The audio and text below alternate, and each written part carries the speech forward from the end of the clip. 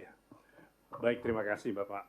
Ada beberapa hal yang tadi disampaikan dan yang secara umum bahwa kami akan terus mengupayakan hal-hal yang terkait dengan tadi pelayanan kepada masyarakat. Jadi apa saja yang harus segera mungkin dilakukan digitalisasi nanti akan kami prioritaskan khususnya untuk tahun 2026 yang akan datang. Jadi bagaimana terkait dengan arsip tadi agraria, arsip kebencanaan, arsip pemilu, kemudian berbagai arsip lain yang terkait dengan prioritas Presiden.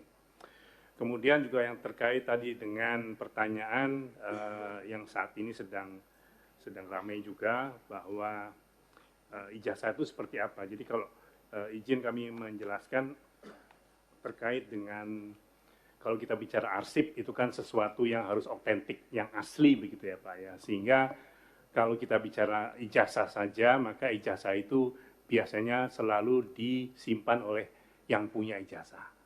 Yang pertama. Jadi kalau ditanya itu arsipnya di mana, arsipnya ya pasti ada dan dimiliki oleh yang bersangkutan. Gitu. Bahwa kemudian itu menjadi hal yang kalau terkait dengan ijazah Presiden, maka itu ada salinannya pasti di KPU. Gitu.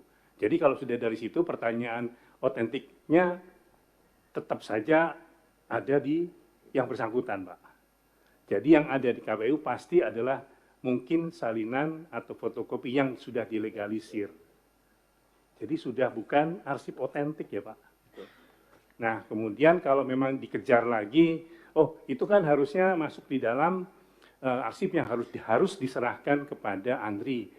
Ada aturan lagi yang mengatur bahwa arsip itu akan diserahkan kepada Andri kalau sudah masuk klasifikasi statis atau mungkin sesuatu yang bersifat itu sangat memiliki nilai manfaat yang luar biasa sehingga menjadi arsip yang harus disimpan. Nah begitu harus disimpan, kami harus klasifikasi lagi. Ini arsip yang berupa fotokopi yang sudah dilegalisir dan sebagainya itu harus diklarifikasi lagi Pak. Gitu. Jadi tentunya kami kembalikan lagi kalau kita mau menurut kepada Undang-Undang Keterbukaan Informasi Publik atau Undang-Undang Kearsipan dan sebagainya, nah itu yang kemudian menjadi jelas sebetulnya, tapi kita tidak permasalahkan kenapa itu diangkat ya Pak ya. Dan mungkin ini yang kemudian nanti ada masa retensi dan sebagainya yang ditetapkan bukan oleh Andri tetapi yang ditetapkan oleh dalam hal ini KPU-nya. Jadi mau berapa tahun dan sebagainya, seperti itu. Izin nanti kalau dibutuhkan kami siap untuk berdiskusi lebih detail Bapak. Kemudian kalau yang tadi yang terkait dengan bagaimana nanti bisa membantu dalam konteks ada lagi nih konflik 3 pulau di Papua Barat Daya yang kemudian ada di perbatasan antara Papua Barat Daya dan Maluku Utara. Ini mirip seperti 4 pulau yang kemarin bukan diperebutkan lah, disengketakan antara pemerintah Aceh dan pemerintah Sumatera Utara, dan itu bisa selesai dengan adanya arsip. Kami akan segera untuk kemudian kami sampaikan Bapak. Jadi dulunya atau dalam konteks arsipnya itu dulu apakah masuk di dalam konteks sebelumnya adalah pasti Provinsi Irian Jaya mungkin ya Pak ya, kemudian menjadi Papua dan Maluku yang merupakan kemudian saat ini menjadi Maluku Utara setelah pengembangan wilayah. Saya kira demikian Bapak. Terima kasih. Ada Pak. Kami cari segera Bapak. Terima kasih Pak. Assalamualaikum warahmatullahi wabarakatuh. Terima kasih Pak Mego atas respon yang disampaikan. Pak Topik, monggo. Baik, terima kasih pimpinan. Ini kita perpanjang lagi ya, sampai 14 berapa nih? 14 maksimal 14.30 selesai ya. Oke. Lanjut Pak Topik. Baik, terima kasih pimpinan. Jadi terkait dengan keluhan kepegawaian yang termasuk salah satunya adalah jadi kediklatan. Ini sudah kita lakukan quick response dengan membuka pengaduan, kotak pengaduan dan tindak lanjut yang kita buat transparan. Artinya kita informasikan untuk perbaikan-perbaikannya, progresnya, terutama di beberapa pelatihan yang sifatnya wajib seperti pelatihan dasar dan pelatihan kepemimpinan. Kemudian tadi terima kasih Pak Tovan tadi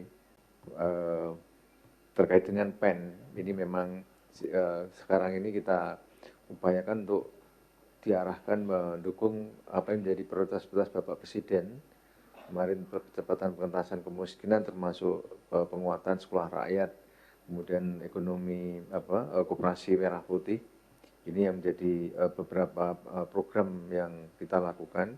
Tapi kami sangat setuju Bapak dengan tadi gagasan yang sangat bagus. Kita akan koordinasi dengan Kementerian Dalam Negeri karena ini menjadi ranah Kementerian Dalam Negeri dalam pembekalan untuk kepala daerah termasuk program-program retret.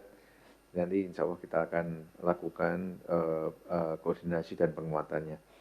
Kemudian tadi terima kasih Pak Aziz tadi menyampaikan mengenai infrastruktur AI. Memang sementara ini kita sedang kolaborasi dengan beberapa korporasi seperti Microsoft, kemudian dengan ESQ juga untuk penguatan-penguatan AI di dalam pembelajaran pelatihan kepemimpinan khususnya. Tetapi tahun ini juga, akhir tahun ini kita sudah mulai juga Bapak untuk membangun kapasitas kita.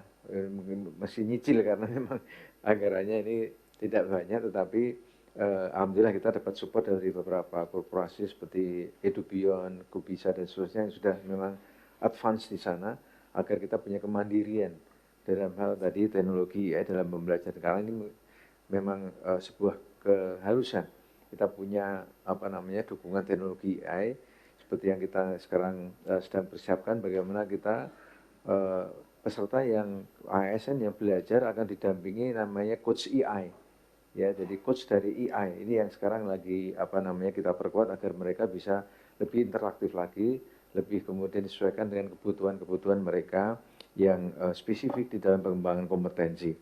Kemudian juga di dalam kognisi bangsa ini kami sedang merombak kurikulum pelatihan kepemimpinan.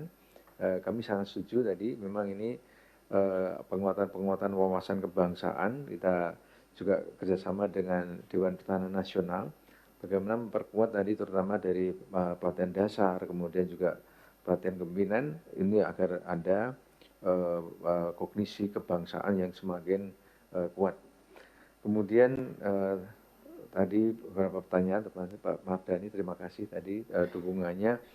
Ini memang integritas ini kuncinya Bapak. Ini kalau kita meleset memang sebagai lembaga pendidikan menjadi tidak lagi punya makna.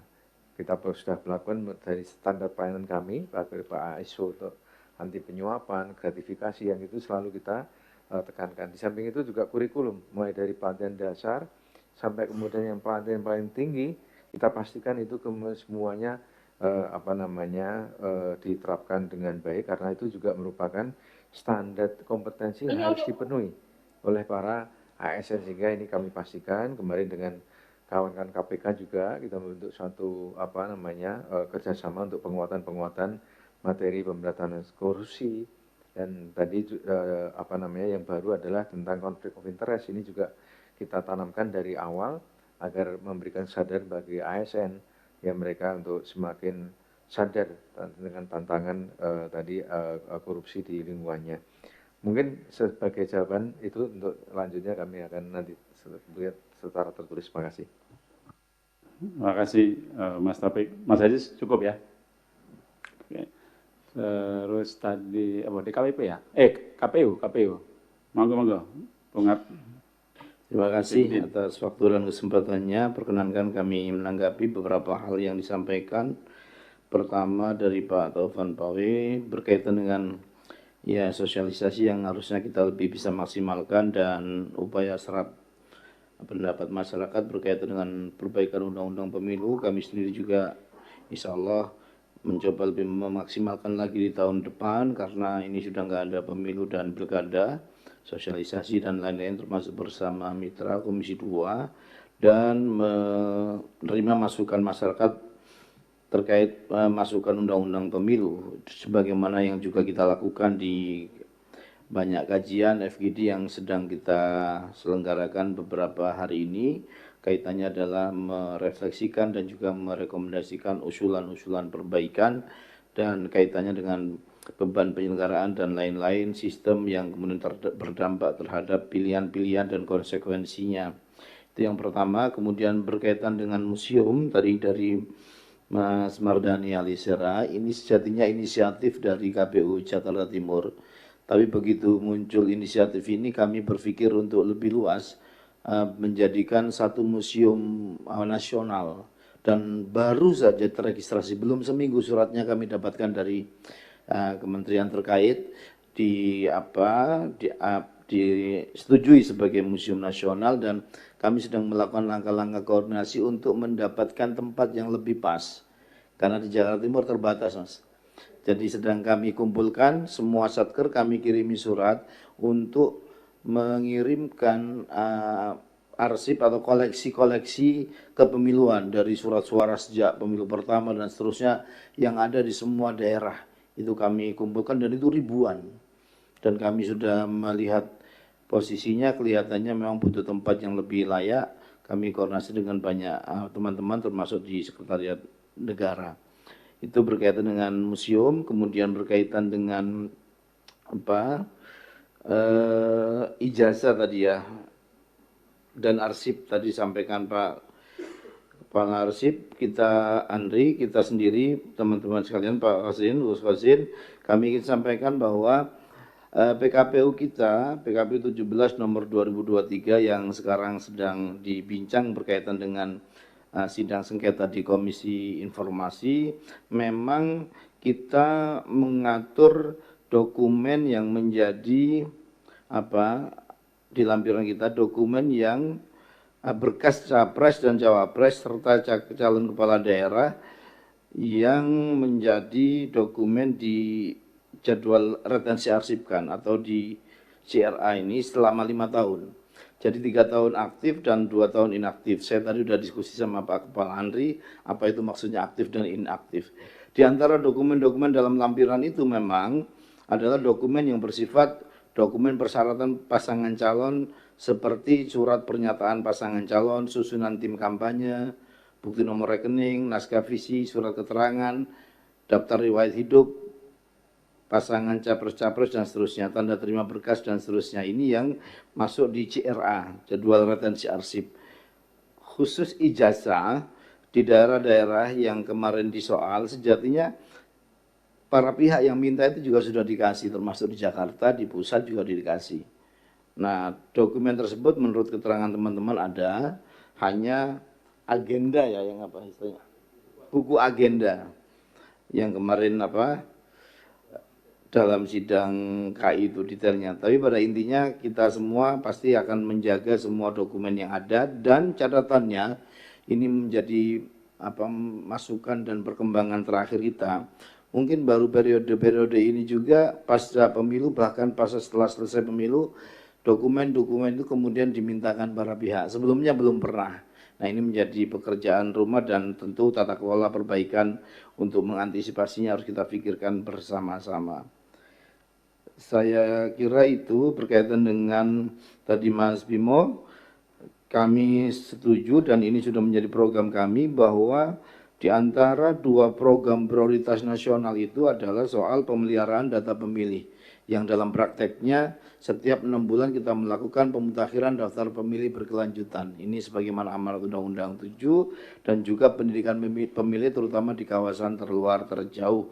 Ini kami selenggarakan sebagaimana amanat Undang-Undang Pemilu dan program prioritas nasional yang kami sendiri juga sudah berkoordinasi dengan Kementerian Bappenas untuk mensukseskan pengembangan pembangunan demokrasi di Indonesia. Saya kira itu dari kami yang dapat saya sampaikan. Terima kasih. Mohon maaf kalau ada yang kurang. Assalamualaikum warahmatullahi wabarakatuh. Waalaikumsalam warahmatullahi wabarakatuh. Terima kasih Bung Afif. Selanjutnya Bawaslu, Bung Bagja, Ketua Bawaslu, silakan. Terima kasih, pimpinan. Dapat kami jawab dari Pak Bob masalah pemutakhiran supervisi pengawasan daftar pemilih berkelanjutan untuk sumut itu Pak masuk ke dalam triwulan keempat. Karena triwulan keempat itu pada bulan November dan Desember, karena pada saat inilah kemudian akhir nanti pemutakhiran akan dilaksanakan tidak salah 6-8 untuk tingkat kabupaten kota, sampai dengan akhir nanti pada masa tanggal 16 Desember di tingkat 16 atau di KPU tanggal 16 Desember tingkat pusat. Jadi kami memasukkan Sumut itu di daerah 21 daerah setelah pada saat triwulan keempat, Pak, izin. Kemudian untuk anggaran P2AP dan pengawasan daftar pemilih berkelanjutan memang anggaran yang didapat dari Bappenas. Jadi bukan kami yang memberikan anggaran tersebut, tapi dari teman-teman dari Kementerian Bappenas, sehingga masuk dalam program prioritas nasional untuk program pengawasan pengawasan pemilu partisipatif dan juga pengawasan daftar pemilih berkelanjutan. Kemudian dari untuk belanja non-ops, jadi mohon maaf tadi tidak saya bacakan, Pak, penguatan kapasitas sumber daya manusia jajaran pengawas pemilu dan sekretariat pengawas pemilu itu ada pada dana non operasional, sudah kami anggarkan, dan pada saat ini kami teman-teman sudah melaksanakan untuk teman-teman staf ASN melaksanakan Diklat PIM dan juga PKN di teman-teman eselon 1 sampai dengan eselon 4 untuk melakukan itu. Dan kemudian untuk penguatan teman-teman SDM komisioner, kami sering melakukan FGD dan juga hal-hal yang berkaitan dengan penguatan kelembagaan melakukan secara daring. Kemudian dari Pak Taufan Pawane, Satker Bawaslu, memang kalau KPU semua Satker sudah ada, Pak, dengan kabupaten kota. Kalau Bawaslu karena dia baru, jadi masih bertahap. Dan kemudian ini juga menjawab dari Pak Zulfikar Arse mengenai UKM, penganggaran kami sudah mengusulkan kepada Menpan RB untuk melakukan peningkatan dari untuk pembenahan UKM di kabupaten kota sekitar 256, namun atas dasar konsultasi dengan Menpan RB karena usulan tahun kemarin itu harus disesuaikan dengan peraturan yang baru di Menpan RB. Jadi untuk UKM itu tergantung dari Menpan RB juga, Pak. Jadi bukan pada kami sudah mengusulkan, namun Kemenpan RB minta agar diajukan dengan instrumen yang baru yang sesuai dengan pedoman Menpan RB. Kemudian juga dalam program Bawaslu penguatan kelembagaan, sistem kepemiluan menjadi catatan dalam seminar ataupun acara penguatan kelembagaan. Sebagai hasilnya, kami lagi menyusun semua perbincangan kita di penguatan kelembagaan, baik usulan dari masyarakat atau juga keterangan dari anggota Komisi 2 yang hadir dalam penguatan kelembagaan, dan akan kami sampaikan kepada Komisi 2 tentang bagaimana beberapa usulan dari teman-teman stakeholder yang ada di penguatan kelembagaan yang kami telah telah lakukan dalam tahun ini. Kemudian dari Pak Arya Bima juga kolaborasi dengan pengawas pemilih berkelanjutan masih terus lakukan, dan juga tentang partisipasi masyarakat untuk program P2P tetap kami lakukan, Pak. Terima kasih atas dukungannya, dan ke depan ini termasuk dalam pendidikan politik yang akan dikerjasamakan dengan Komisi 2, Pak. Karena mau tidak mau, tahun 2006 selain membahas sistem pemilu, kita akan melakukan kepada teman-teman Bawaslu, kami meminta untuk melakukan pendidikan politik kepada masyarakat untuk bersama-sama dengan partai politik melakukan pendidikan politik. Dan kami dalam beberapa bulan ini, teman-teman Bawaslu Kabupaten Kota itu melakukan semacam pendidikan politik melalui Bawaslu Goes to School terhadap apa yang masuk dengan pemilu dan lain-lain terhadap pemilih pemula, khusus teman-teman SMA, berusia SMA, dan sudah hampir semua kabupaten kota melakukan ini. Jadi untuk program pendidikan politik ini menjadi dan juga P2P, termasuk pendidikan politik dalam P2P ini masuk dalam program prioritas kami di tahun 2026, Pak. Demikian.